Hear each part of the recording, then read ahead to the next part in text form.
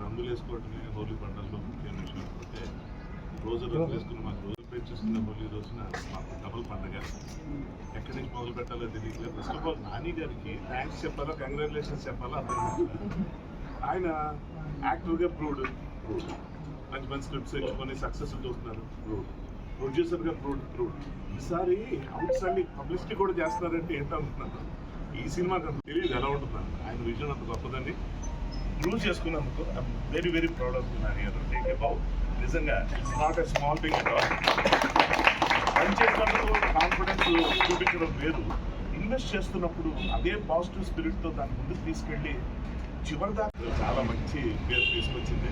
నేను మాస్ థియేటర్లో చూడాలనుకుంటాను. శ్రీరాములు అలాంటి పేరుకి వెళ్ళకపోయాను అని ఏపీకి వెళ్ళి కొంచెం ఆ పార్టీగా వెళ్ళాను. అంత కొంచెం సూపర్గా స్వాయిగా కూర్చుంటారని అక్కడ ఇవాళ రచ్చ చూసాక అనిపించింది. నిజంగా వండర్ఫుల్ సెలబ్రేషన్, ప్రాపర్ సెలబ్రేషన్ ఇవాళ చూశాను.